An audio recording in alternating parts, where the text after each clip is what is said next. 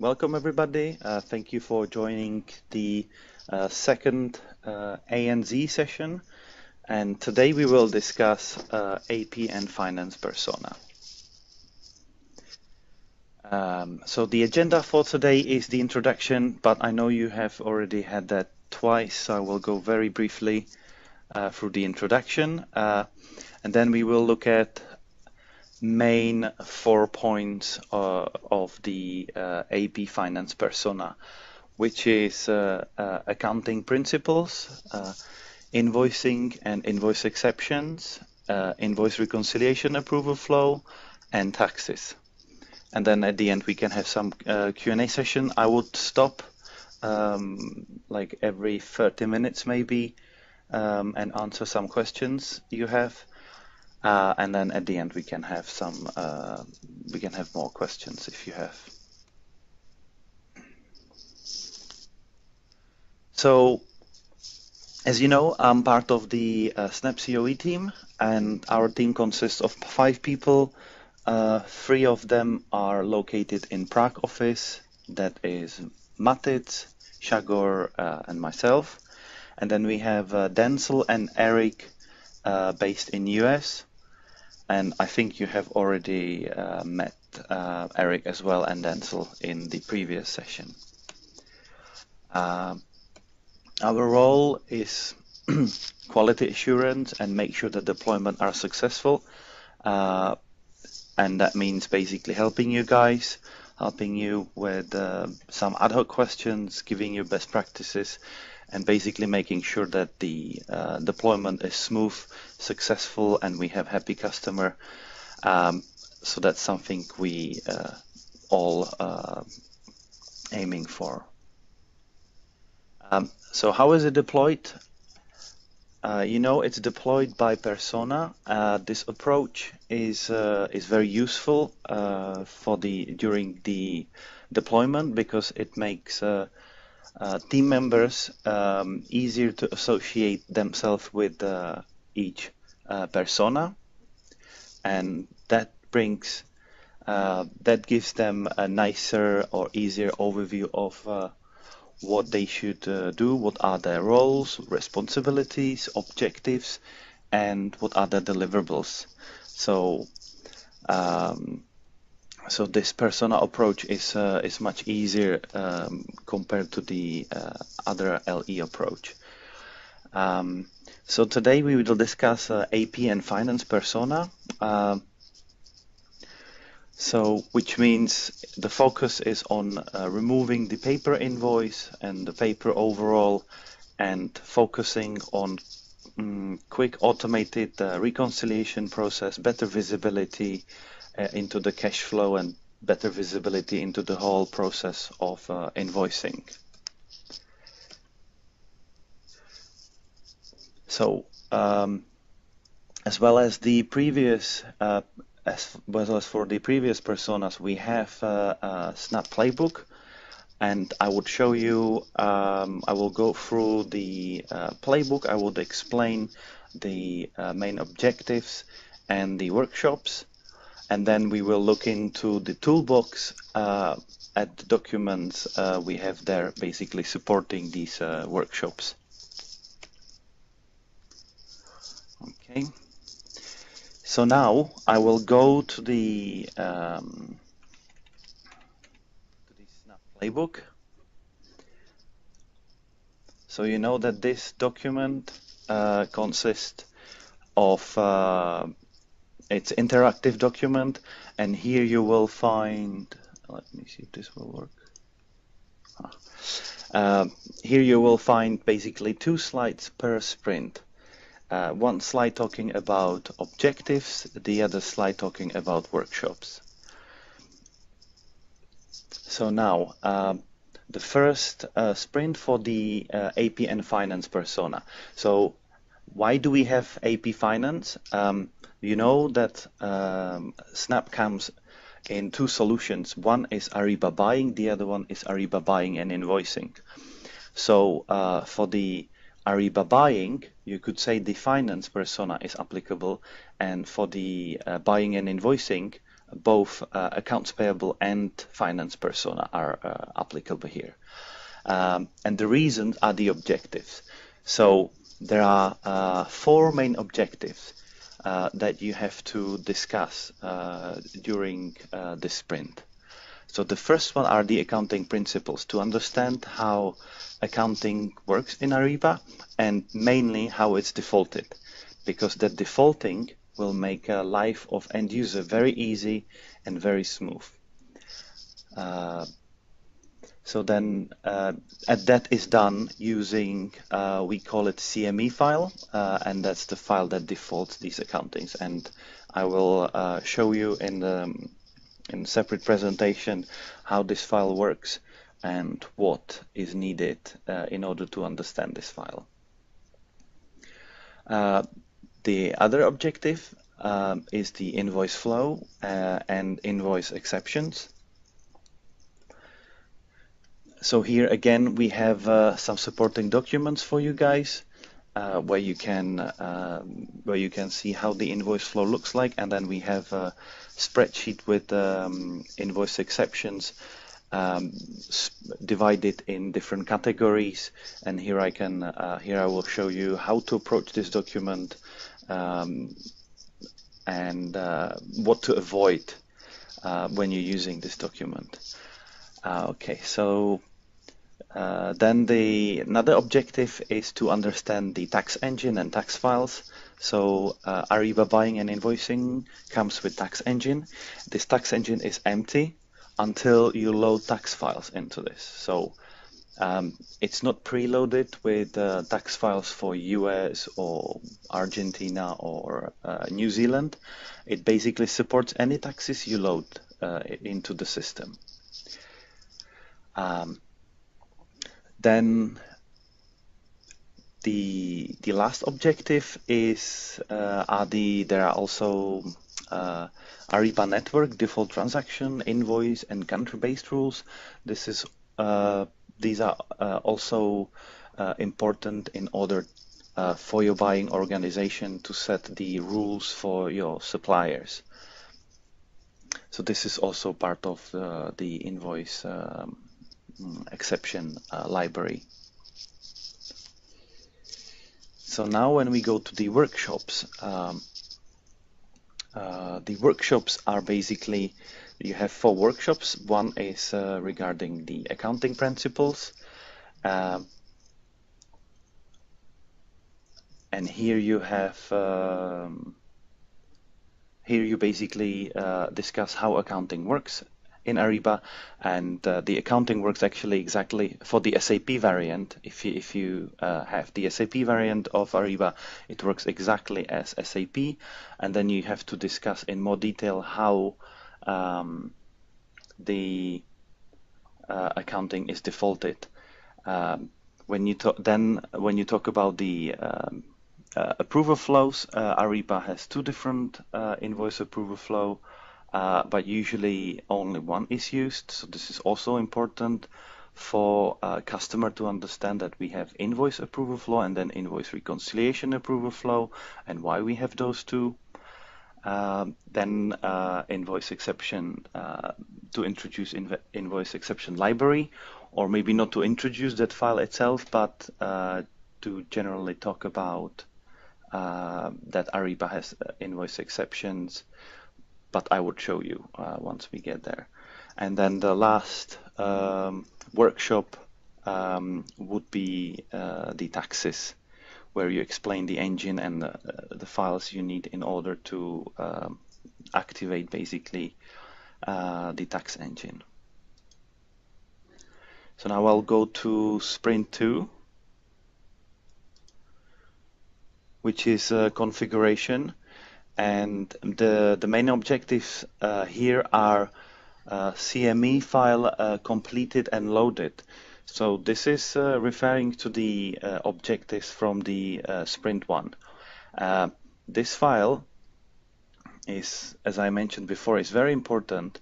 It's a manual file, and you should even think about providing just a sample of this file. You could even think about it if you have the customer data during sprint 0. Yeah. And this file is applicable regardless of the solution. So you will need it for Ariba buying, and you will also need it for Ariba buying and invoicing. If you have only Ariba buying, which is without the invoicing part, you don't need the tax files, you don't need to discuss invoice approval flows, but you do need to discuss the CME file. So just plan for it. It's a manual file and you may need some time in order to create that file. As a deliverable for this sprint, you have to deliver the documentation, configuration, and implement it, the configuration into the system. And you have free workshops, follow up on taxes. So you may need to have several workshops to follow up on. You have like introduction workshop, and then you may need you implement whatever you have discussed, and then after you show to the customer, you may need another workshop, probably shorter, where you just tweak it and make sure that the additional requirements are captured and configured and also captured in the documentation. At the end of these workshops, you can show our standard reporting. There are loads of standard reports in the system, so you can also show that. Okay, so I'll go.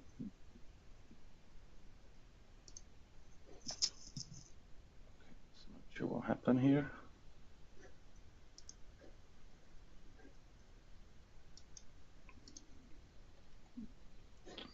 Hang on.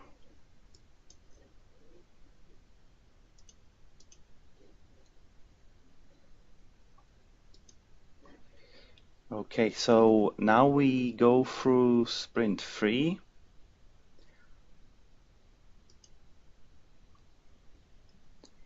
And you can see that the sprint 3 is actually exactly same as a sprint 2. And the reason for that is we know that the CME file is actually, it takes some time. It's maybe not so difficult to understand, but it just takes some time to create. That's why sprint 2 and sprint 3 are exactly the same. So we know that and we accounted it. So it's also good that you know about it and make sure that you prepare for it. And as I said, you don't have to start this activity, you don't have to wait for sprint 1, you can start during sprint 0. But it depends if you are able to, of course. You need to have access to customer system in order to get the data. Sprint 4 is all about the UAT and successful delivery of UAT.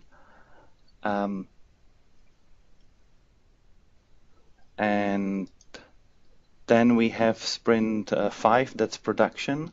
So that's the time. So this sprint is same for all of the personas, and it's the time when you have to start the cutover activities and you move from test to production. And then you have the adoption, and again, this sprint is same for all the other personas. So you have heard that during the sprint there is introduction to the Ariba support, introduction to our CEEs, our account executives. So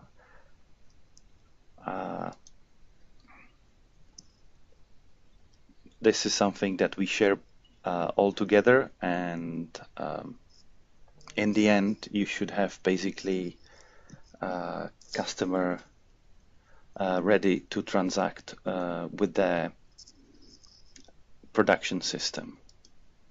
So now I will go back to the presentation and I will talk in more detail about the workshops. Okay. So the first workshop in the sprint one is regarding the account principles. So in order for you and for customer to understand this, you have to first understand commodity codes. So you probably know that, but commodity codes are used to classify products and services, and basically to categorize them. Ariba, buying and invoicing, comes preloaded with UNSPSC, which is the UN standard. There are other standards like E-class, mainly in Germany, but Ariba comes with UNSPSC, so you have to take that into consideration if customer is okay using UNSPSC or if they want to use their custom codes, which means they would have to that you would have to replace the UNSPSC with their custom codes. And when do we use commodity codes in Ariba? So we use them actually throughout the system, and here are some main areas where we use them. So the first one and the very important one is to default accounting on requisitions, orders, and invoices. With the commodity codes, you drive receiving, different receiving types. Commodity codes are very helpful during approval process, and it could be during requisition approval process, could be during invoice reconciliation. Then we use commodity codes to drive, to determine the correct tax code. So we use them in tax determination. Of course, commodity codes are part of the catalog hierarchy, and they are used in guided buying, for instance, for tactical sourcing. And of course, they are required when you create a non-catalog item, when you create catalog item. So commodity codes are the crucial part of the system, and it's important to realize what they are and how you use them. So again, very important, start discussion early, make sure that customer is clear on whether they want to use UNSPSC or they want to use their own, we call it custom codes.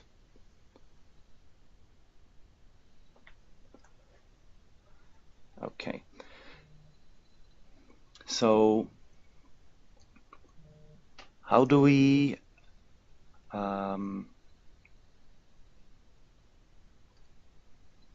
default data? How do we default accounting? So accounting on the requisition is defaulted first from user profile. So we have a file that's called userconsolidated.csv, and this is the file that you use to load user, and that file consists of or includes on the top of maybe approval,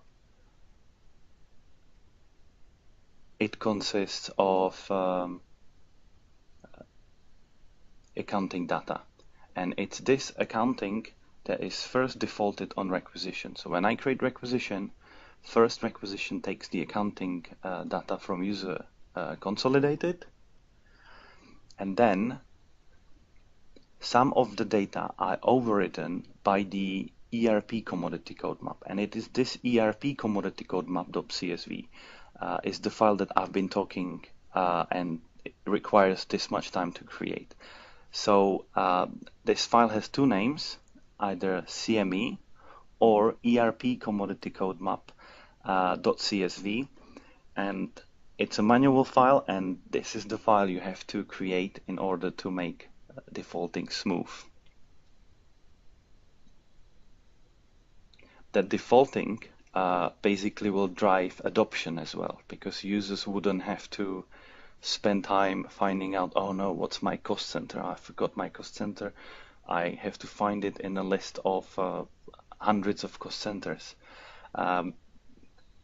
So using both user consolidated together with the ERP commodity code map, you will make sure that users don't have to worry about that.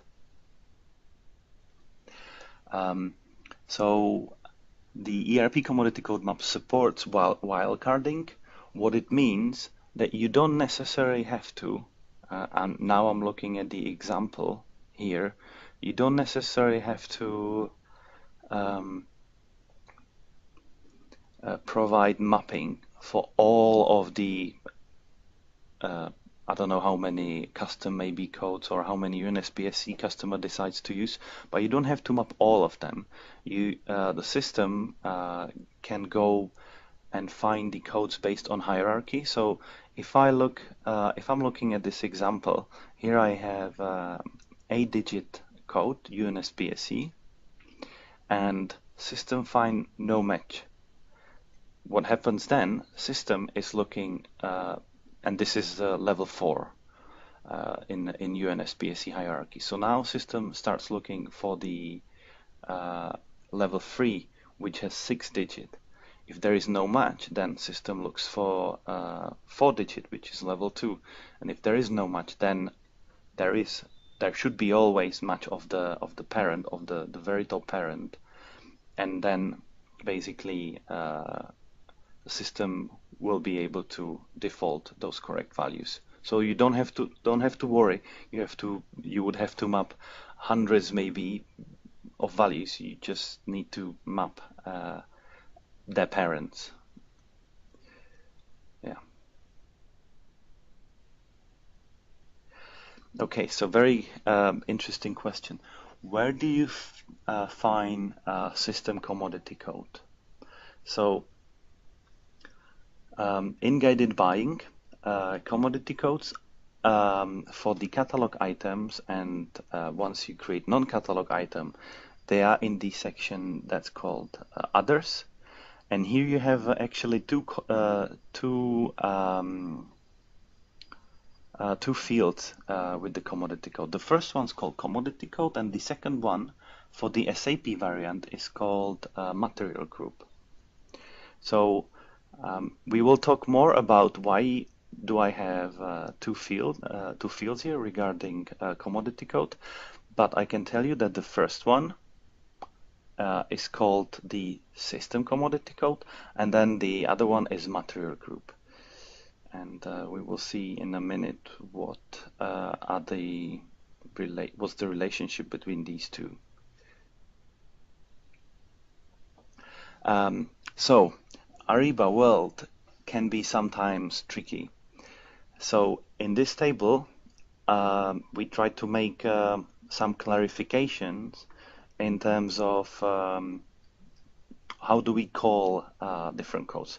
So you know that Ariba buying and invoicing comes in two different versions or variants. There is SAP variant, which is for the SAP ERP systems. Then we have a PeopleSoft variant for PeopleSoft ERP system. Then we have generic variant, which is for Oracle and other systems.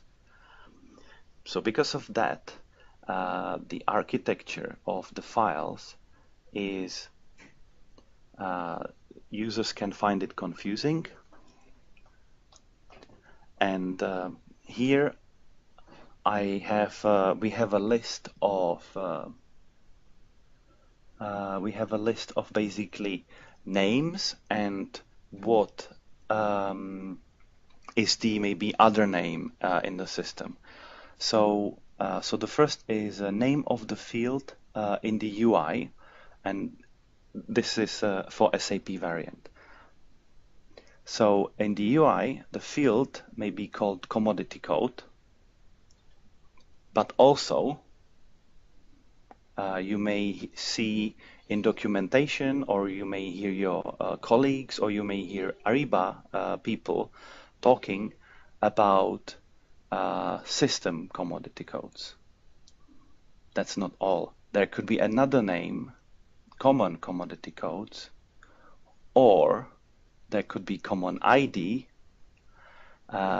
All that is translated into just one file that's called commoditycode.csv, and there is one task, but in reality there are actually 3 tasks where we load this file. This file consists these UNSPSC by default, or it can have the custom codes that your customer has decided to use. And this is up to you and up to customer to decide, of course. Okay, so this was for the commodity code field that you saw on the previous slide. So now we have the material group, and material group is SAP terminology. It doesn't really exist outside SAP. Therefore, the other name you will find in the system is ERP commodity code. That also represents material group in SAP variant. The other name could be partition commodity code.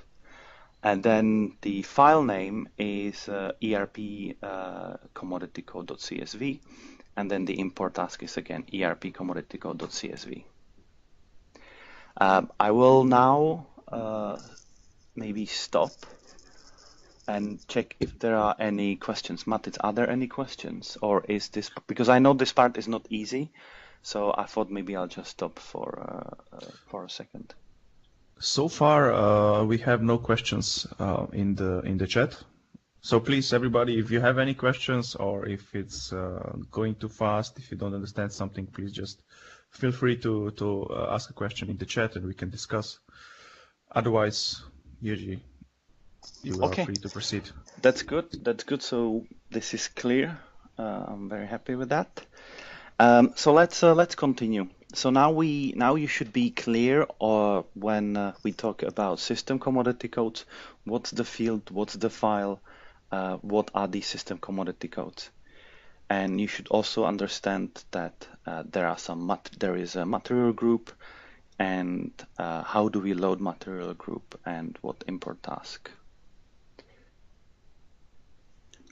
Okay, so now let's go back and start with the defaulting. So now let's look at the user profile. So on the top of the other information like user supervisor, user's approval limit, these are the accounting details that are part of the user profile. So you can see that the main information are basically company code, purchase organization, purchase group. Optionally, there could be purchasing unit. Every user has their own GL account. They can have a cost center. They have some plant and which is shipped to, and they have delivery too. And it's all this information that comes from the user consolidated CSV, and it's then defaulted on requisition. Yeah. Okay, and now let's look at the second half of the defaulting, and that's defaulting from the ERP commodity code map. So ERP commodity code map.csv is a file that is referencing all the other files loaded into the system. So you can't really load this file successfully into the system unless you have all of the other files loaded first. So this file is just referencing all the other existing data. So you have to kind of load it at the end, but you should start thinking about it at the very beginning. If you are deploying SAP ERP system like ECC or S4, it would be very easy for you to export all the like standard data like WBS, account category, and general ledger, all this information and company codes. All this information you can easily extract via the extractor programs that we provide for you.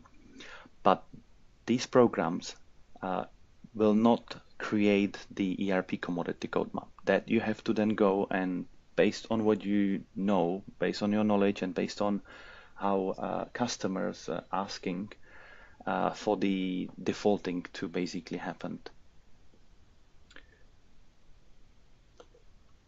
Okay.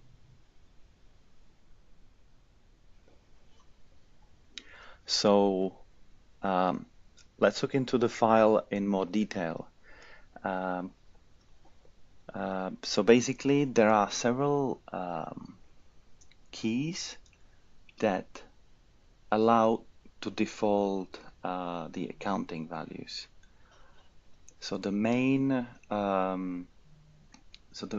keys are common ID. So now you know that common ID represents the system commodity code. It's the common ID domain. So if you didn't change the system codes and you left them as they are, then the domain would be UNSBSE, but you may have changed to custom. So then in that case, it would be custom. Then is the material group, otherwise known as ERP commodity code map or partitioned. Then we have the company code and account type. Account type, that's a non-SAP object, but it's required, and it also drives a little bit of extra defaulting. So out of these five keys, three of them are, let's say, fixed. What it means that the first purpose of the ERP commodity code map is to map system commodity code to material group. Yeah. So this is the first mapping that happens in this file.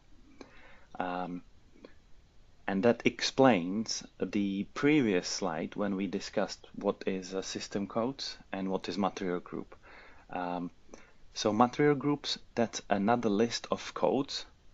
And in this file, you map system commodity code to material group.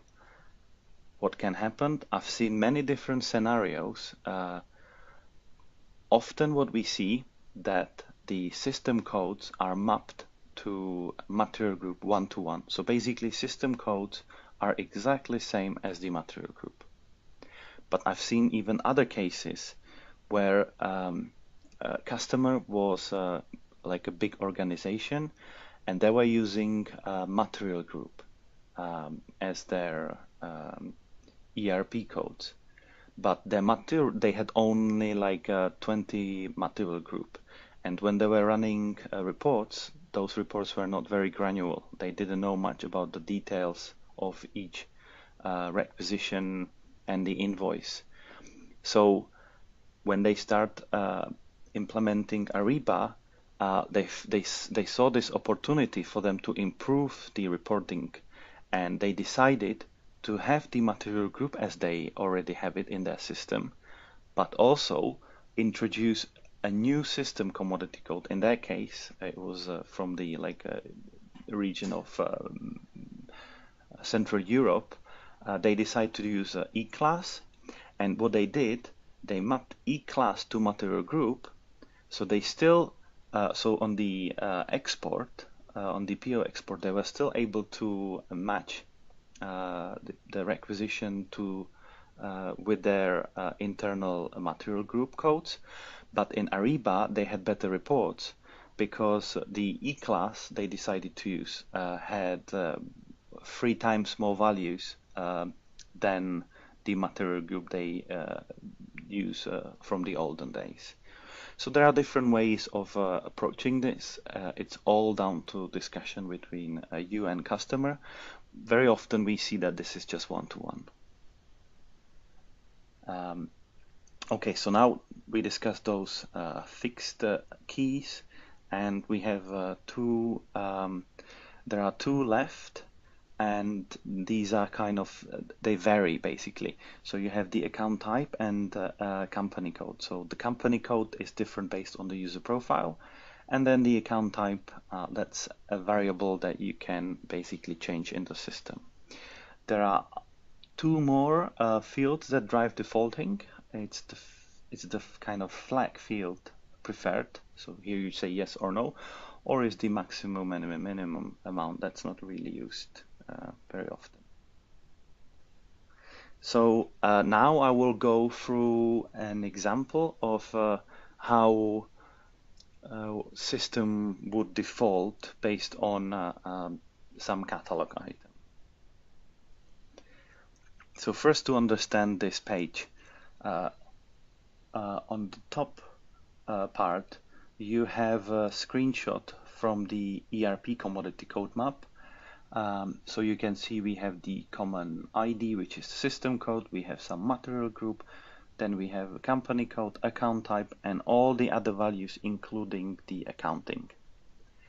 And then we have screenshots of the header details on requisition on your right hand side, and on your left hand side we have the item details. Okay,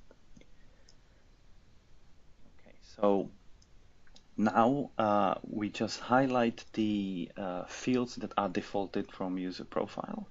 So it's the purchasing unit, it's the company code, it's the purchase organization, it's the purchase group, it's cost center.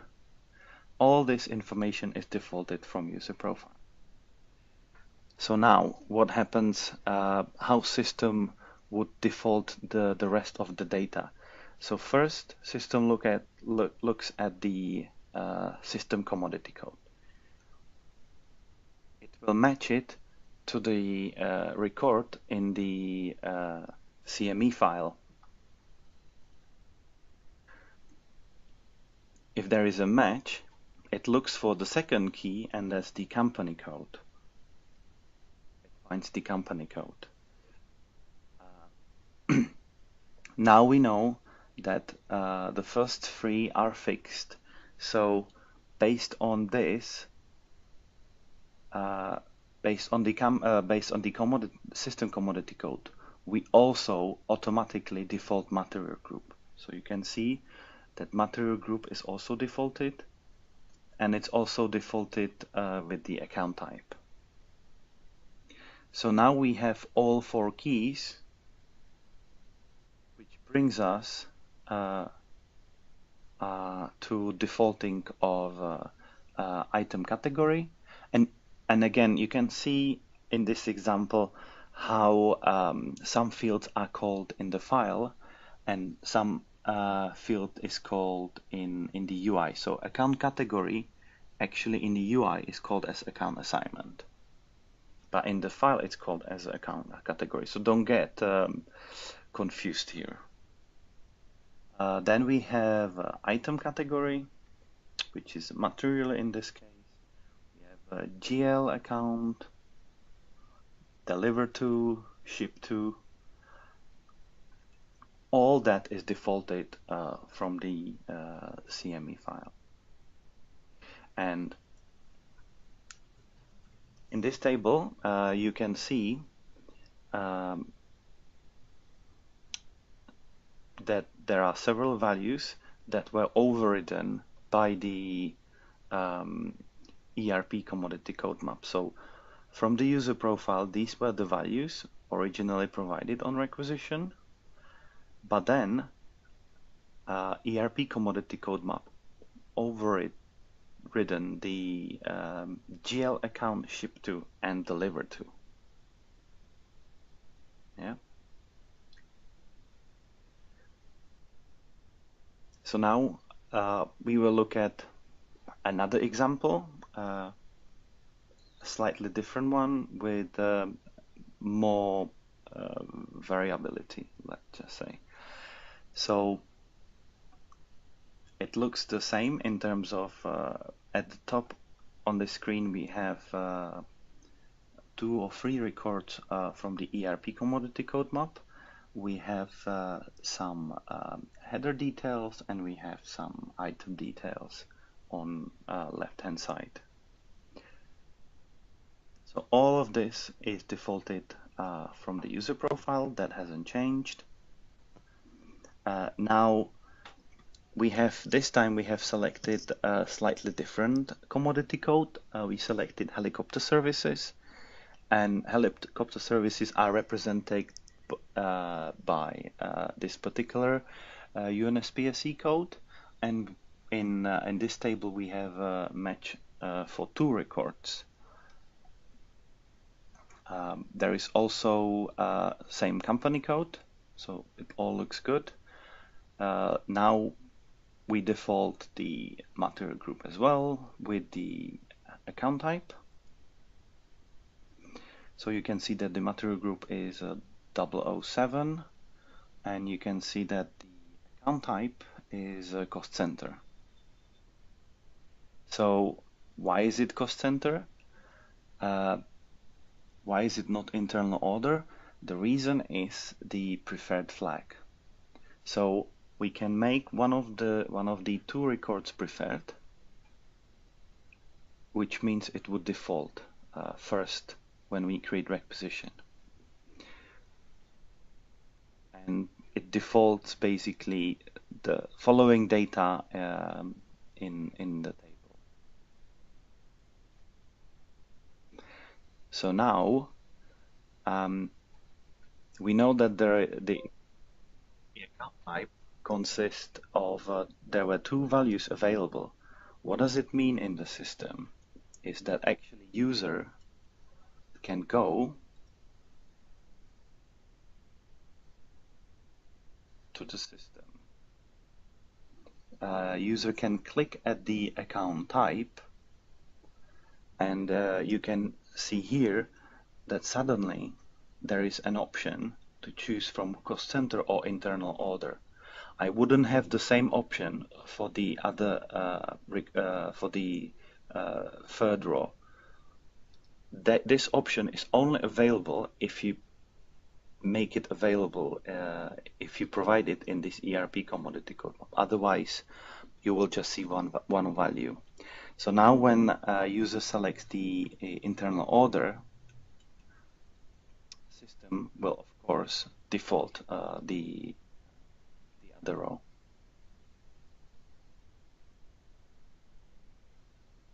Yeah. So I hope this is clear.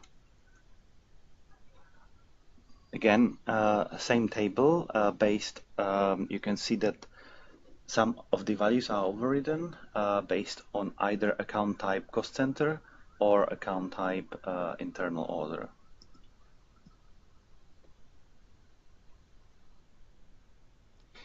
So this concludes the presentation regarding Sprint 1 defaulting from the ERP commodity code map and accounting principles.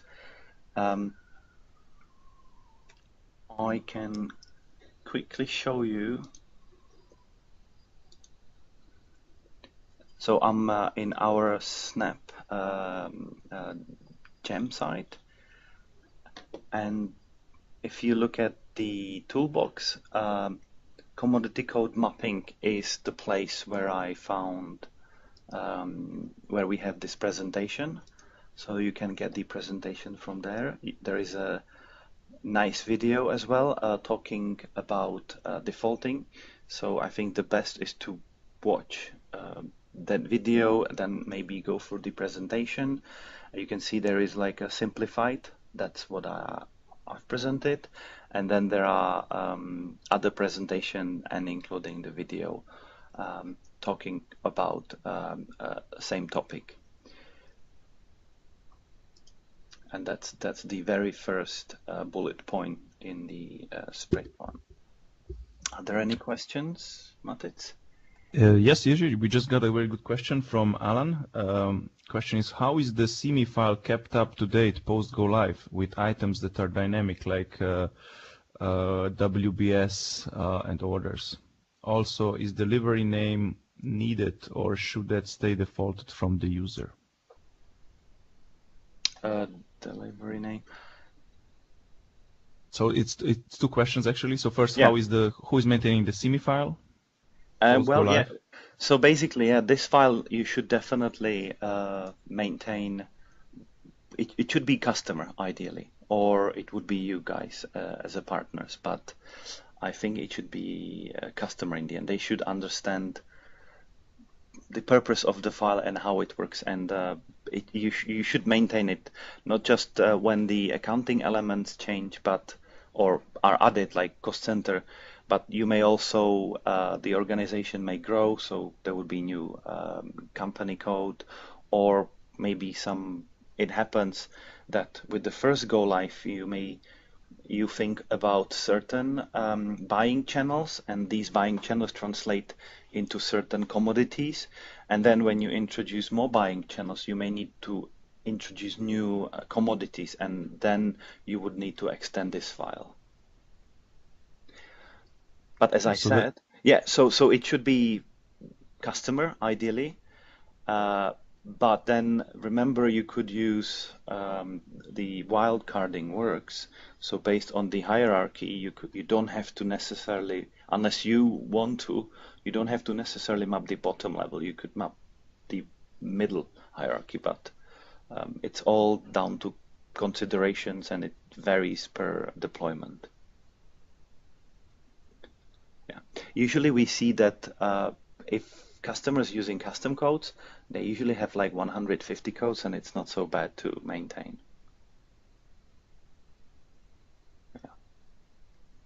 And there's the other part of the question, delivery, how is the delivery defaulted, or does it need to be, is it coming from the user? Is it this delivery? The deliver to? If we talk about this field is just actually text field in the user profile. Yeah, so the user can maintain this Yeah, by definitely. themselves, and this is pulled in when the user is filling out the requisition. I mean, it's always there, so they don't have to No, tick it in all the time. Yeah? no, So no, it can it's there. be my office number 6 on this floor, or it can be some other details there. Exactly, exactly. Okay, I Yeah, think we answered the question. okay. So, There's another question. uh-huh. While defaulting accounting principles, customer may use certain custom logic to accommodate the customer-specific customization of defaulting. Are there any chance of customizing the CME file? That's a very good question. There are some possibilities to introduce extra fields, but we would prefer not to do that on snap deployments. But there is a possibility, and of course, if it's something that is critical for deployment, we can do that. But I would recommend avoiding that. You would just make that file even more complicated than the file already is. But it is possible, yes. Yeah, so you just have to keep in mind that this is a cloud deployment. Introducing more customizations makes the whole deployment of the project more complex, and there are higher chances of any bugs or defects. And yeah, just the best is to discuss first with the customer if this is really needed. Maybe that process is not ideal, and this is a good chance to clean up the house and go with best practice processes. Definitely.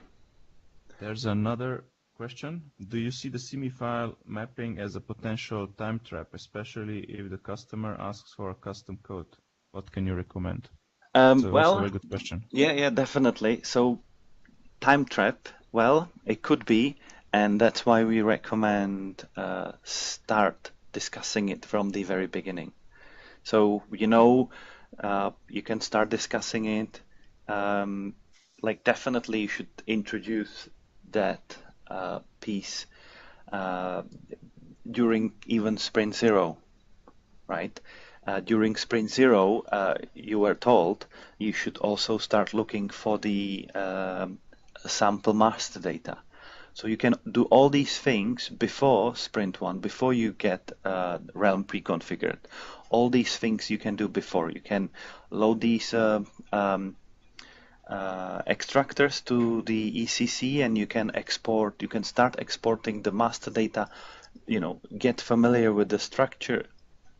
And what we usually do when we talk about sample data, we don't, sample data should be really sample. It should be one company code. You don't need two company codes. One company code. Maybe you will still use the UNSPSE codes because that's not decided, but then you will have the other accounting real. So you will have two cost centers there. You will have some ship to date details. All this, just few records from each file. So once you get the realm pre-configured, you just load these files, and then the system looks much more real because users will be able to associate themselves with they would understand the master data. And also you will see how that SEME file helps users to default and to make the system look like smooth. Because if you don't provide this file with the correct data, users wouldn't be just able to click, and I will show you in a demo. Users wouldn't be able to just few clicks and then submit requisitions. They would have to fix some validation errors, and you want to avoid that. So do have more time for this file, definitely.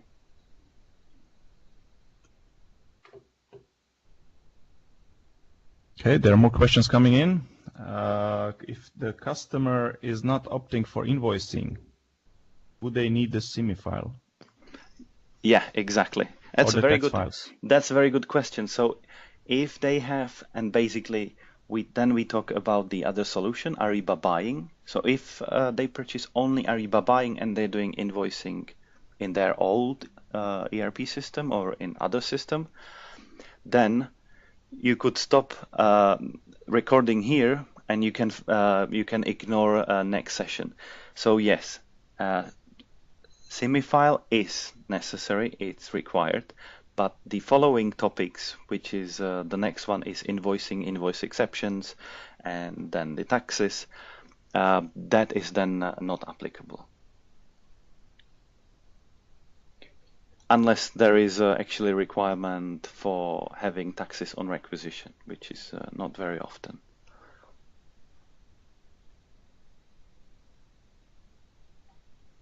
Okay, thanks, Jiří. I think this is it for now. I suggest we just move on, and then we have another break later. Okay, cool. Okay, so now we have now the other workshop. So no doubt the first part of the CME file is the most important, no doubt, out of all these workshops, because that you have to build from scratch. What follows now, it's either pre-configured or maybe you can extract it, and it shouldn't be more difficult than the first file. So invoicing and invoice exceptions. So let's look at maybe just briefly what invoice types we have in Ariba. So in Ariba you can create a PO-based invoice, you can create contract-based invoice. So both of these invoices, they have a document. So these are the, let's say, preferred channels in terms of invoicing, because because if supplier is on Ariba network, they can simply by one click do a PO flip, and then they may just need to provide some tax data and submit the invoice, and basically the process is done for them. Then we have a little bit more complicated, and that's the non-PO invoice. This one could be a little bit tricky. It would require more approval flow for the buying organization in order to verify why the invoice is non-PO, who is requesting this invoice, and so on. And then we also support credit memo. So each of these documents can have and should have different approval logic. Ideally, the first one and maybe the second one should be almost touchless. Maybe you will just have approval flow in terms of approving the amount, but that like a cap rule, which we have actually pre-configured in the system, and then there should be like nothing else. So then to clear that invoice would be really fast. So now, what are the invoice entry points? So there are electronic ones. One of them is the Ariba network. And that's when basically we have a supplier registered on Ariba network, and this supplier, when they receive PO, again, as I said before, with just one simple click, they will create the PO flip invoice, which takes all the data from the PO. Supplier just needs to provide maybe some shipping information or tax details, submit the invoice, and end of the process. The other entry point is to actually key the invoice manually, and that would be for non-PO invoice. The third point is that supplier can submit invoice via Ariba network, to Ariba network using EDI or XML or CSV file. So this would be for integrated suppliers. These suppliers are likely the large suppliers. They don't go to Ariba network, log in, and then check there. They don't want to spend time going to Ariba network.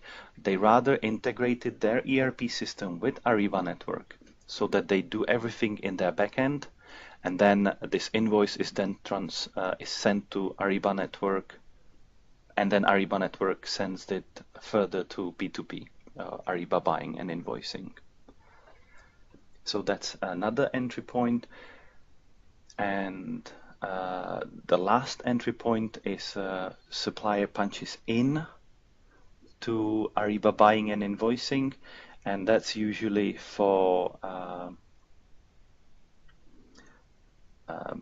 we call it collaborative invoice. So basically, you punches into to contract, and then that contract in the buying organization is configured in a sense that maybe there are some items available, and that supplier can actually see these items. They can select one or two of these items and create that invoice. So we call it that supplier punches in to P2P, but it's kind of it's a contract-based invoice. So the other way you can enter the invoice is very simple, just by going to buying organization. So buying organization itself can receive maybe paper invoice, and then they have their own department that goes to the system, goes to Ariba buying and invoicing, and there they just key in all the details on the invoice. So that's also a very common use case. The other use case is we call it ICS, it's Invoice Conversion Service, and there is a third-party provider that scans the invoice from the paper, translated to electronic version, and then that version is uploaded to Ariba network and then sent to Ariba buying and invoicing. A last entry point would be, we have a feature which is advanced feature, so it's not part of Snap deployment. It's called ERS, and it's basically it automatically generates the invoice based on contract. So on quarterly basis, it would just automatically generate the invoice. So that's another option, but this is not part of the first go live. This is more complicated, as well as the invoice conversions. It's something that's quite complicated to configure. So it's like a little project on its own, and it requires a third-party provider. So again, there you will have like more people involved in the project, which means you could run into some delays. And the risk not going live in 12 weeks is of course higher.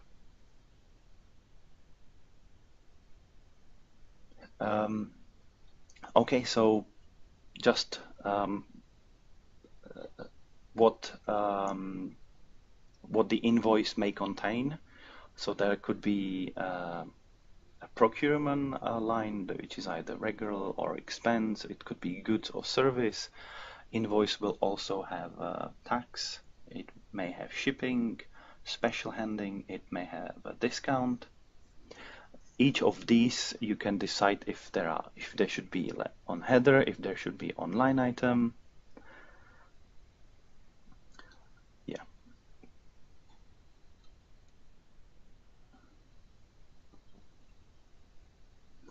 So just are there any questions? No. There was just a question regarding ICS. If ICS is covered by Concur, and I replied in the chat that ICS is actually at the moment still from Ariba, and I was about to write that ICS is not part of Snap. Yeah. So if you offer your customer P2P, SAP Ariba buying and invoicing with ICS, the P2P can be Snap, but the ICS will be deployed by Ariba Shared Services, and you will get a different person assigned. There you can have different flavors. You can have Open ICS or the normal ICS. Open ICS would be with the scanning provider of the customer or any other scanning provider that is not from Ariba. Normal ICS is with the scanning provider of Ariba. But yeah, that's not in Snap scope. Exactly. It's not in Snap scope for the reasons of simplification, right? Because as I mentioned before, it's just it's adding much more complexity. So you could have it for the second go live, for instance, but not just don't set the expectations that in 12 weeks you will have that working with all maybe other features you have selected. Yeah. So you always have to be cautious about this. Okay, so now just a few bullet points in terms of the invoice documents. So invoice document in Ariba is the electronic representation of the document that supplier submits. It should always reflect what supplier submitted. Invoice can have attachments. It could be the paper invoice that's attached to the like the original paper invoice that's attached to the electronic one. So and now we will discuss two quite important points. When we talk about invoicing in Ariba, I will show you that in the system there are two approval flows. So first approval flow is for the invoice, and then we have a second approval flow that's called invoice reconciliation approval flow. So in most cases, we don't have invoice approval flow, we have only invoice reconciliation. So the invoice approval flow is in place only if we have this ICS provider in scope, and we enable this invoice approval flow if we want to further edit the invoice. Because normally, if you have suppliers submitting invoice from Ariba Network, you shouldn't be editing this invoice. You can either reject it or you can accept the invoice, but you shouldn't edit it because that's a legal document. If you have ICS, the scanning provider may have, the solution that the scanning provider configured for customer may not be so accurate, and based on the attachment, based on basically the attachment of the paper invoice, you may need to go to the invoice itself and maybe just tweak it, fix it, because the machine that scanned the invoice hasn't done the job properly. So this is the only case you should use the invoice approval flow. So in all other cases and in Snap, invoice approval flow basically is there is none. And what happens when invoice comes to P2P, it goes and it skips the invoice approval flow, and system automatically creates the IR document, which is the invoice reconciliation. And this is the document where all the fun happens. This is the document where AP and approvers will work on. So this document is the document where you have people brought in to resolve exceptions. Once you resolve the exceptions, you will have people that you may need to approve. It could be your supervisor, it could be some invoice agent to fix some other issues on the invoice, or just to approve for the amount. So all the work happens on the IR document, but that IR document is just a mirror of the invoice. Yeah. And once you approve the invoice reconciliation document, Ariba sends a payment request to the ERP system, or otherwise known OK to pay file, and then it's in the ERP system, and ERP system in the payment system in the ERP. Yeah.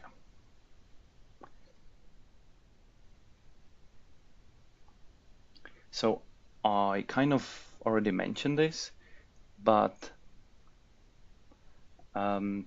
when this IR document is created, what system does, if it's, let's say, PO invoice,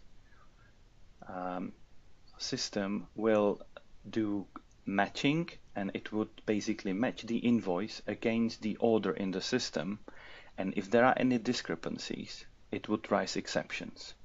So you could imagine that if I create an order and I don't receive that order, I don't create receipt for that order, but I would receive an invoice, system would throw a receiving exception. That receiving exception would be there because I haven't done receiving, therefore system is not able to perform the three-way match. So to resolve this issue, to resolve this exception, ideally requester should go and just make sure that the item is fully received. And the second bullet point, that's the ideal no-touch scenario, and that's for the PO or contract-based invoice. So if you have this invoice coming from the Ariba network, ideally there should be almost no touch if everything is fine. If requester has done receiving, the PO has been received, there is almost no reason to have any exceptions, unless maybe if the tax is wrong. But if the tax is correct, then the system, then the invoice should just fly through the system and should require no approval.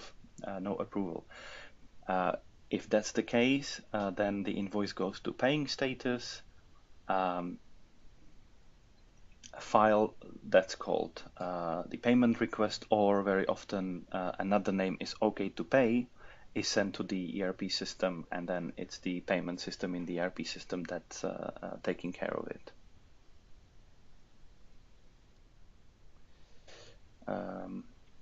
Okay. So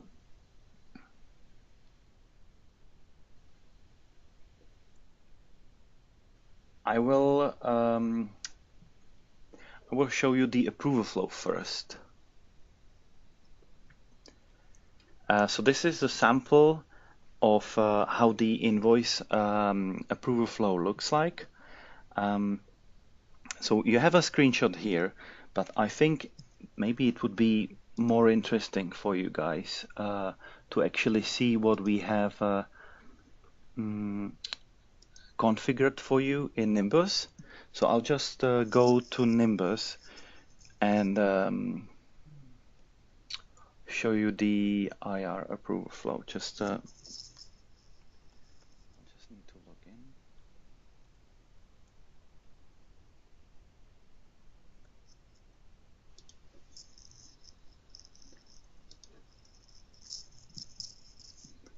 So you have to, of course, belong to a special group to be able to access the approval flows in Ariba. Of course, my user has this access. So once I log in, I will show you where you can find the approval flow. You can actually find all the other approval flows as well for requisition, receipt, user profile, catalog. Okay, so taking some time, maybe a time for question. There is a question, but maybe we do this at the next break. Okay. It's something, it's related to slide 31. If you later on just can go back. There was a question. Maybe I go back now because this seems. Okay. Okay. So question is, what if customer wanted to have more line types? So maybe just let's go invoice line types. Yeah.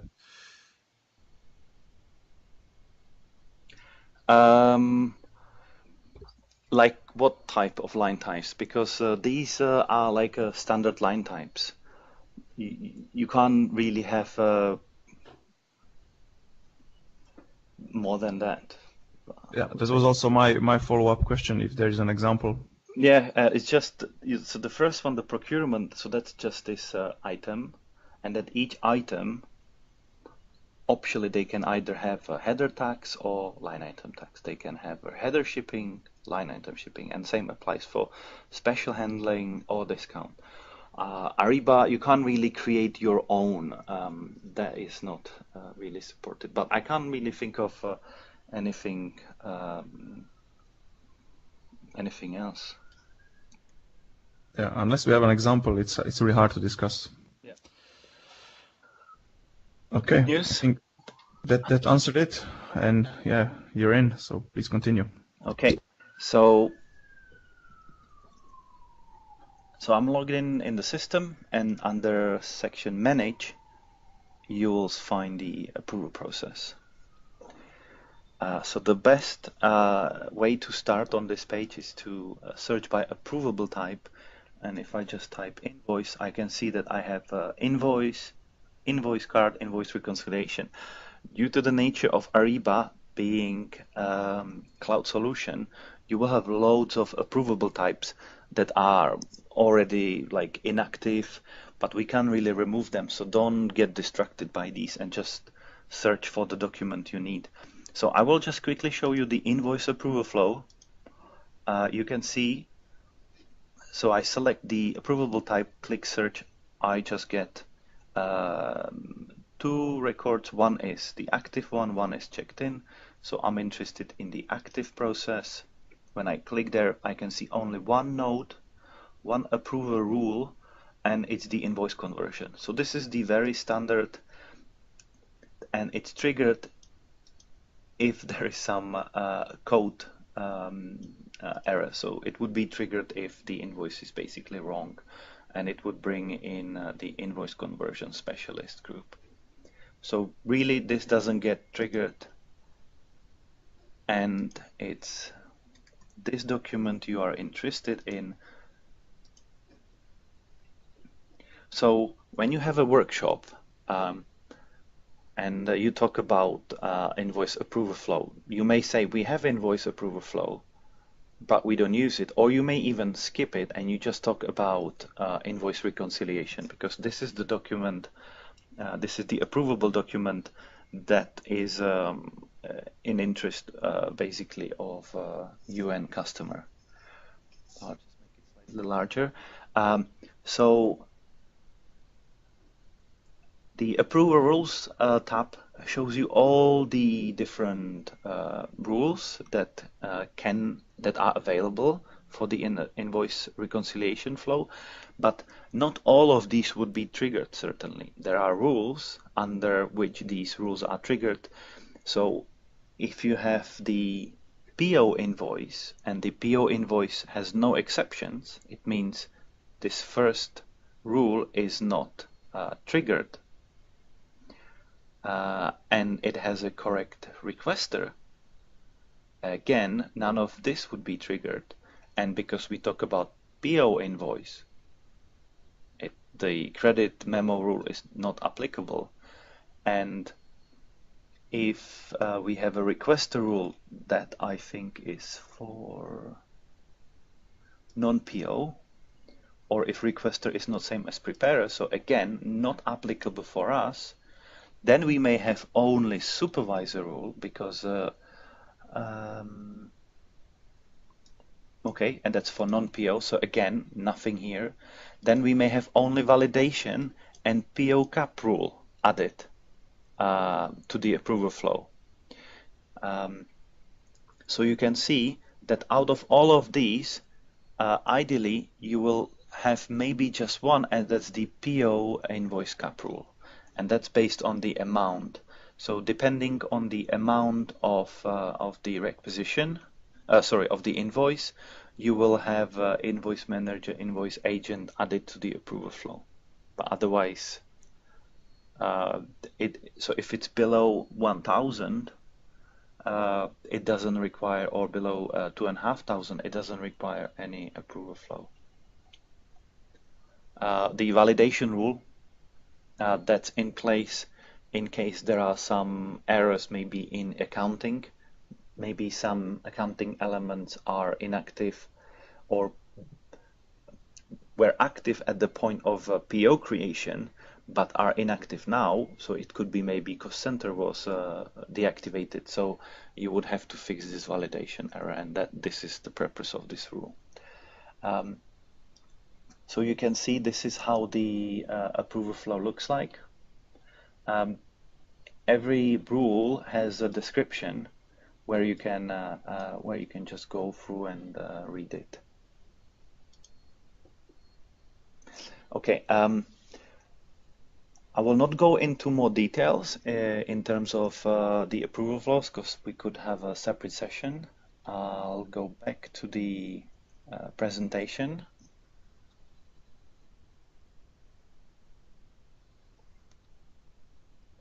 Okay, and now we will look at a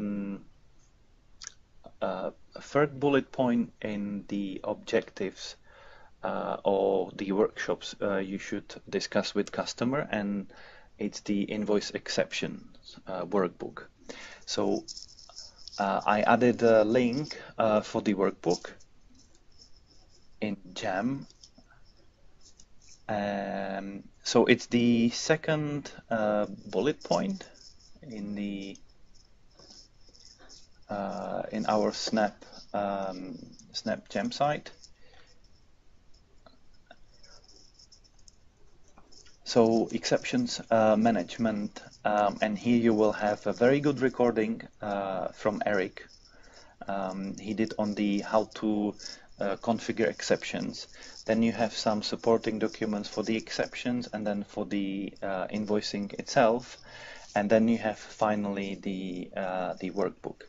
So I will go now to the workbook. I'll just unzoom give you the overview. So this document consists of 3 tables. It's a large document, unfortunately, but because you can see it's a large document, and this is Snap deployment, you have to approach it in that sense. So you go to customer, you give them this document, and customer, you just kill them with that amount of information. So with this workbook, what you don't want to do is to give it to customer and fill it in together, or just let them fill it in. This would be the worst thing you could do. So what you want to do, you want to get, of course, familiar with this workbook because it's a large workbook. But when you go through it, you will realize it's actually not that complicated. So the first table talks about invoice exception related transactional rules on Ariba network. So you know that on Ariba network, as a buying organization, you can set up different rules for suppliers, and it can be even country specific. So these are the questions you may ask regarding the invoice exception. These are kind of simple questions, so I can imagine you could have these as a screenshot in a presentation, and you can just ask these and take the comments. So this is the first part. The third part are the invoice exception related parameters. So here I would not discuss anything. The way it's set up is correct. That's what the most customers use. Get familiar with each of these, but don't discuss with customers. Yeah. Unless you find during discussion, maybe during like when you discuss the AP, when you discuss the invoicing process, they may mention something that would relate to one of these parameters. Then you know you can tell them, oh yeah, we can do this, we can do that.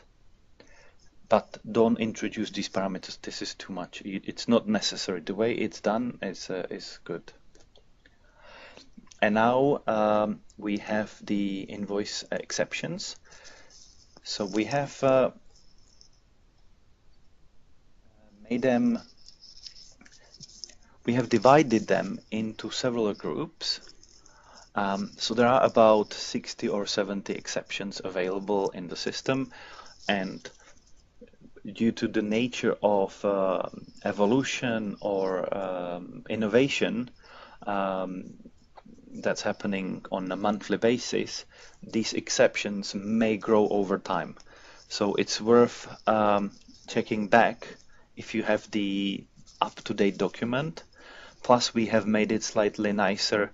We just added colors and the groups, so the way make it easier for you to present to customer. So how do you present this part to customer? You should introduce the areas of the invoice exceptions, but you shouldn't really go into details because again, you have 60 or 70 exceptions and it would be a killer for the customer. So you can pick the most relevant exceptions. You should ask them what are the exceptions they have at the moment in their system, and find equivalent of that exception in Ariba. You can discuss tolerances because well, not every, but some of the invoice exceptions, they have certain tolerances when they trigger. So you could discuss the tolerances overall, but do not go into detail and through every exception. So at the moment, so now I'm looking at the general exceptions. Under general exception, you have these like, let's say, not so common exception, which is invalid requester. Usually that happens if you create non-PO invoice or if you have some ICS scanning provider. Same, I'm just giving you like examples, why not to discuss really. Invoice has mathematical errors. Again, it means 1 plus 1 is not 2, but it's 3. And this is obviously wrong, and it will never happen if you create invoice in Ariba network via the PO flip. So this can happen when you have scanning provider, and that scanning solution wasn't able to read the the values properly, and it just added up, it just didn't add up the sum properly. So suddenly you could have invoice exceptions. So there's a list of exceptions that are not so common, but they are in the system, so you should be aware of them. Then we have a whole section regarding contract exceptions, contract-based invoice exceptions. And then in green we have PO and goods receipt based exceptions. Actually, these are just goods receipt, and then we have the PO invoice exceptions. So these are like the important exceptions that you will find in the system and you should focus on. You can see that we have highlighted several exceptions, and we have added some comments here.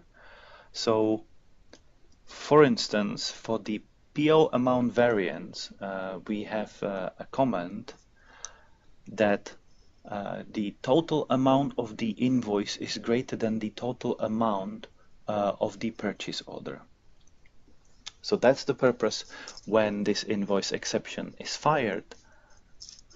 And then we have a comment in bold that says that you should actually deactivate this exception at the beginning of the project, because this exception is comparing, as you could expect, PO and invoice, but it's actually comparing the gross amount on the PO to the total, gross amount on the invoice compared to the amount, the total amount on the purchase order.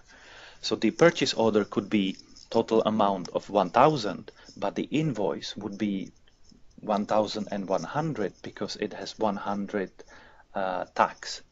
And suddenly this exception would fire because those two values don't are not equal. So we have provided a link for you to follow and create your own exception, which actually looks at the correct amount. So you should look at the net amount on the invoice compared to the PO amount. Compared to the PO amount. This exception will work if you use the TLC, which is the tax on requisition. In that case, it would work because it would look compared to the PO amount including tax and the invoice including tax. So in that case, it would work. But again, this is not Snap. This feature is not used very often, even on the other projects. So you are likely that you have to replace this exception with slightly custom. And we have some other comments for you guys as well. So it's worth focusing on the red ones first.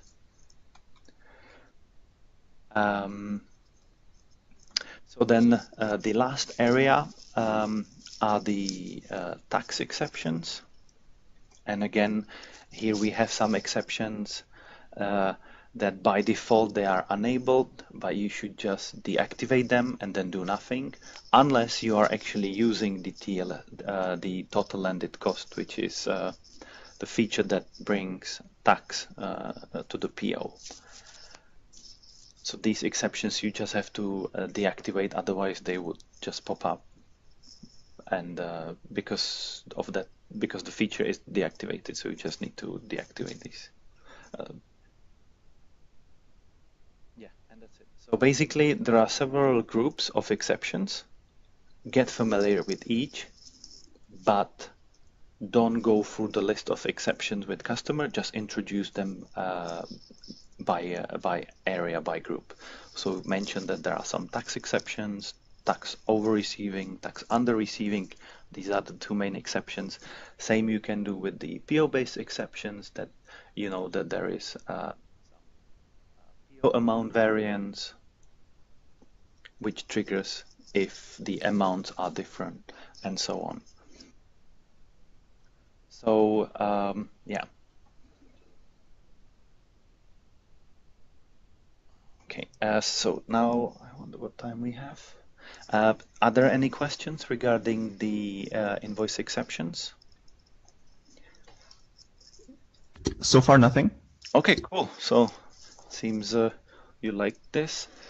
I will close this, and now we approach the last topic we have, and that's the taxes. So for taxes, I just used two slides from two different presentations, and I put it here. So we have a presentation where we talk, and I think that's what you're gonna discuss on the next session. So we have a presentation that talks about master data, like a high level, and I just use this slide, which nicely describes the prerequisites in terms of what you need in terms of making tax engine work. So tax engine exists in Ariba, but it's empty, and it depends what tax codes, what data you load into the system, then the system would support that. So by default, system doesn't support taxes for US or for New Zealand. It supports anything you load into the system. So again, to make this work, you need several CSV files. The main CSV files are these. And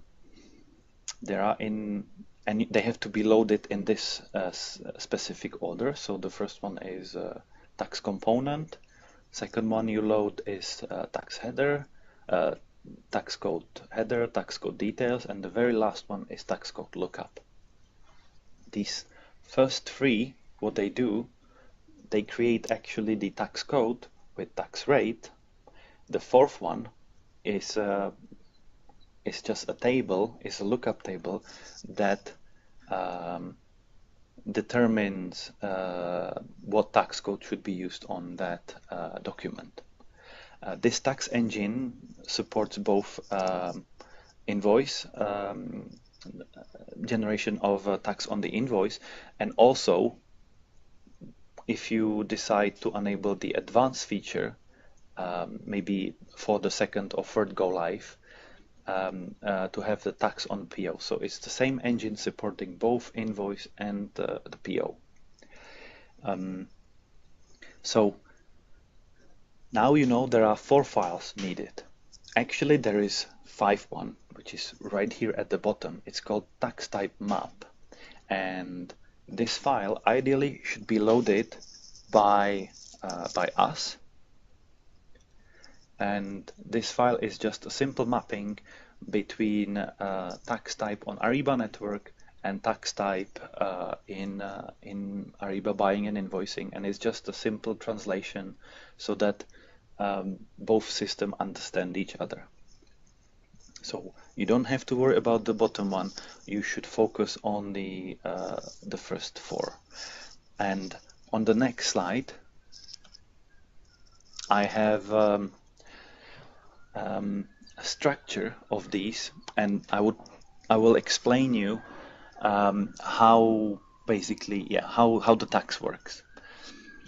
So you saw that we have to, when we load the tax files, we have to start with tax component. This is the very first file. So if you look at this table, you have to read it kind of the other way around. So the header columns are on your left hand side, and then the values are the columns. So tax component unique name is specified under CZ_TXC1 and then VAT21. And now we talk about the petrol tax example. So then you have a name for each component. You have to define tax type for the component, and component is important because it defines tax rate. So VAT in Czech Republic is 21%, and the oil tax is 21, and then you specify that it's the unit of measure is percentage, and then the oil tax is specified as this rate, and it's per unit. So in this case, it's per liter. So this is the tax component. Now you will link tax component to tax code.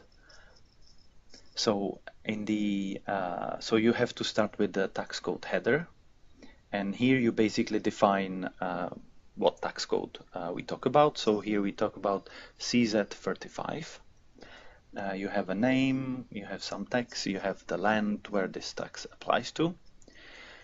Under details, you will use the ID from the tax code header, which is the same for both values, and you will use both tax components. So in this example is more complicated than you may need, because it's actually showing you that you can use two different taxes on one tax code.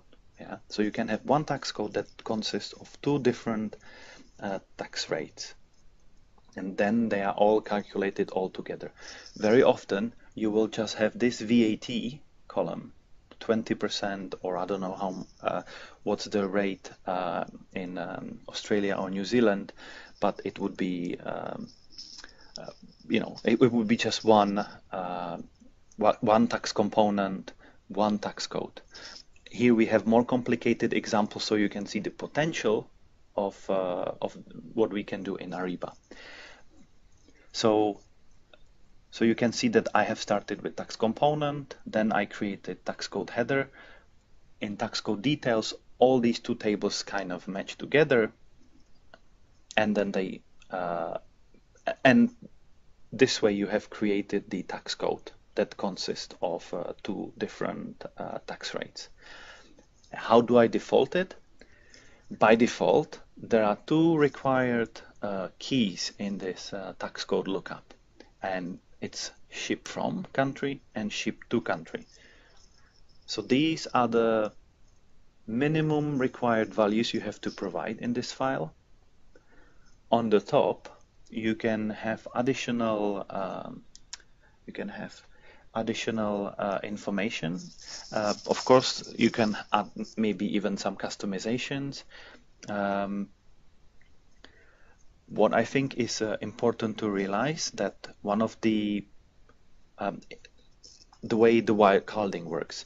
So you can have a record, you should have a record that's very generic, that says for most of the cases, if I have invoice from Czech Republic to Czech Republic, I will have maybe 21%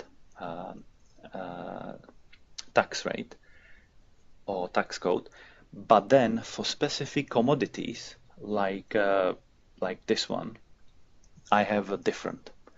So this way you will make sure that only with those, so that most of them is captured by this rule that has only two keys, ship from and ship to, and then only with the specific commodity code, it gives you it brings a different tax code into the game.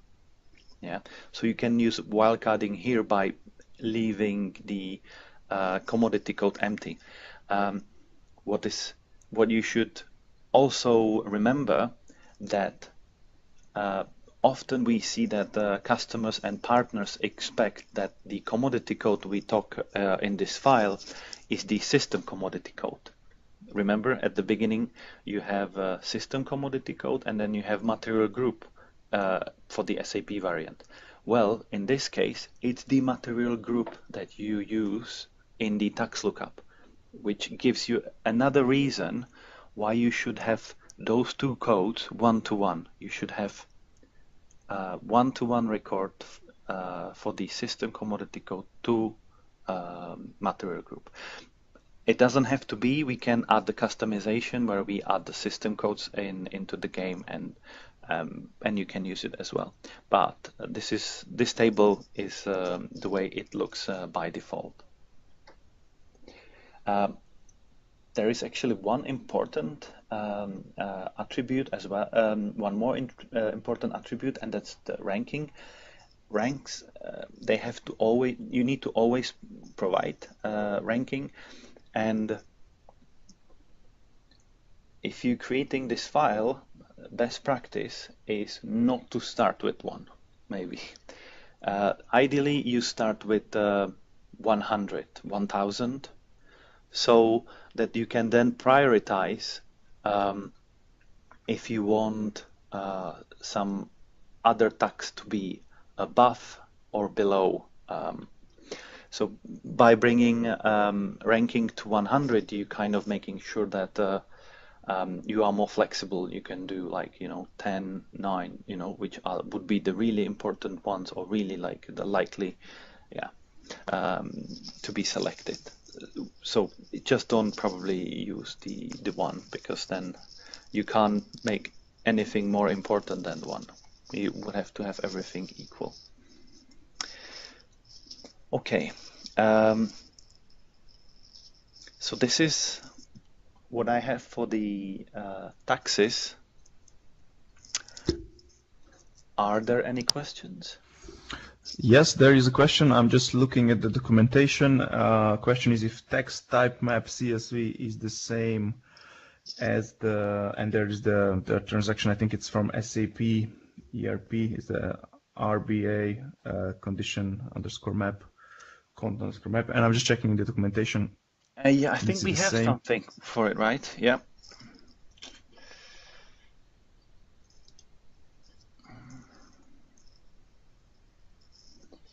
Da, da, da. I think the question is just if you can extract that directly from the ERP using that transaction and just have the file. Yeah, I think we have it. It's actually part here.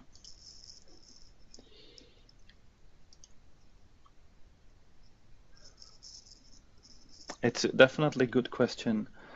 I just don't remember this by heart. I think it's part of one of these presentations, actually. Yeah, so I have found it. Mhm. If I can just Oh, okay, you link, have. Okay. I will just link the documentation and the page by looking at, or like on first sight, looking at that table, ARBA cond map. It doesn't look the same as the text type map. Usually, do you have a slide with the text type map as an example? There it Is is. it this one? No, no, it's not there. It's text check, text type. It's for withholding. Uh-huh.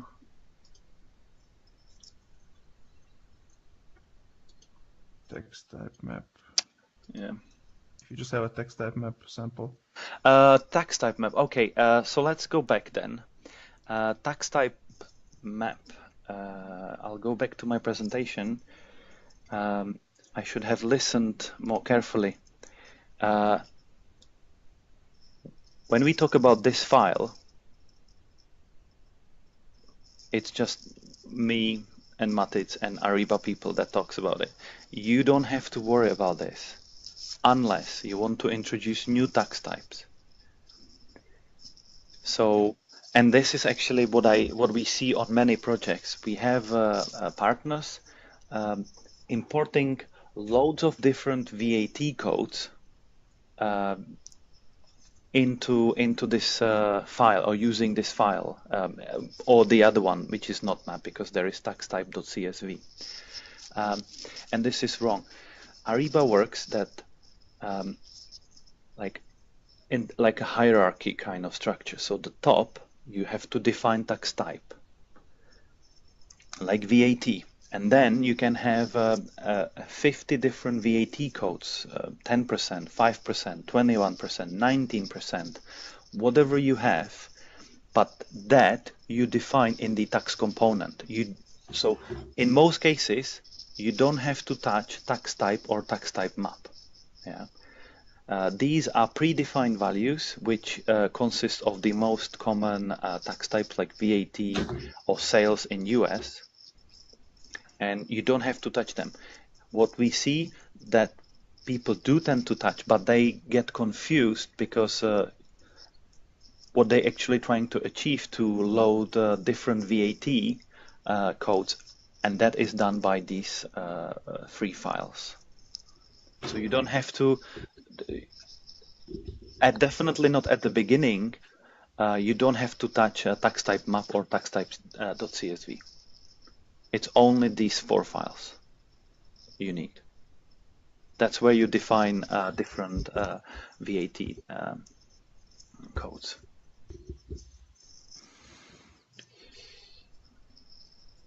Okay, we have 10 minutes left, usually. Okay. And there are no questions at this moment. Okay, good. So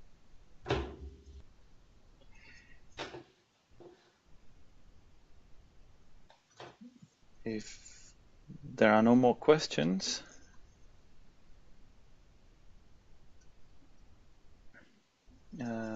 we can maybe wrap up, or would you like, is there anything you would like to see in the system?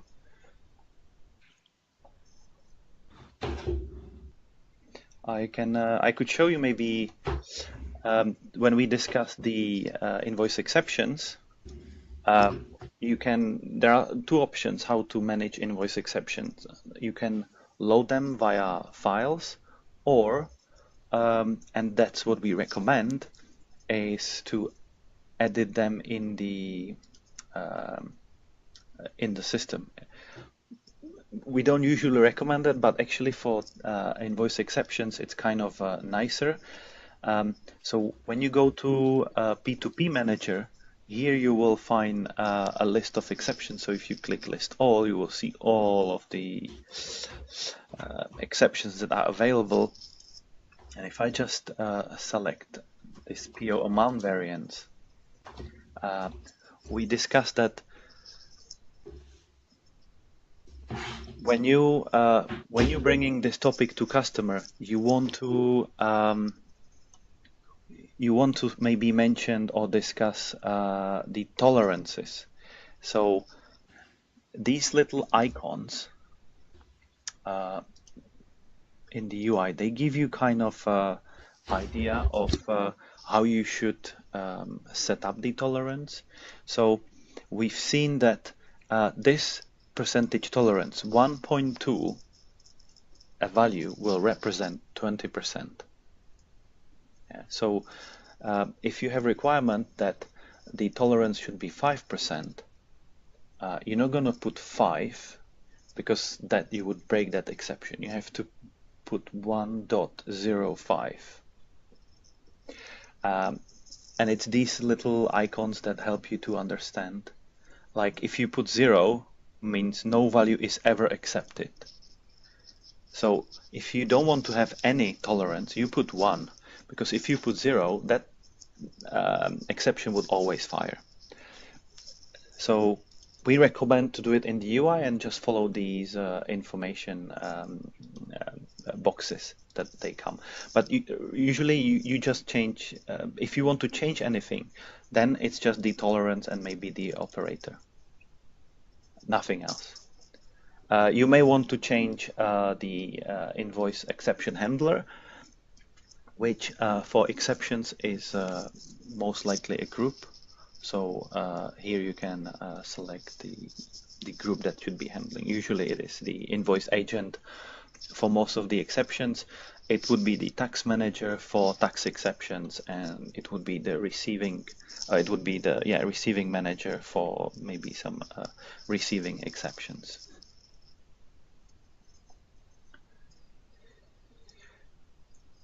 Okay. So if there are no more questions, I think we can wrap up the call. So we will put this recording and the presentation on our GEM site, and the next session that's coming, I think, Matic, it's tomorrow or Thursday? It would be the. It's tricky to say. Yes, on our time it will be Thursday. Oh, okay. But everybody should have it in their calendar. It will be Thursday morning, Sydney time, and this session will be covered by our colleague Denzel. It will be talking about the IT persona, and next week we have our final session. We'll talk about at the same time as today about the supplier persona. As Yuji said, the session will be added to the GEM site, the place we showed you in the beginning. This video will be loaded to YouTube, so you can easily play it also if you don't have access to GEM. The videos are unlisted, so you cannot search for them, but you can share the URL with your colleagues if you wish to do so. Okay. There are no questions anymore, so yeah, if you like this session, you can give us feedback. If you didn't like it, also you can give us feedback. We can improve. Feel free to use the GEM site if you need any information. You can interact via email or directly on the Gem site. And yeah, see you on the next one. Yeah, thank you very much, and have a good rest of the day. Thank you.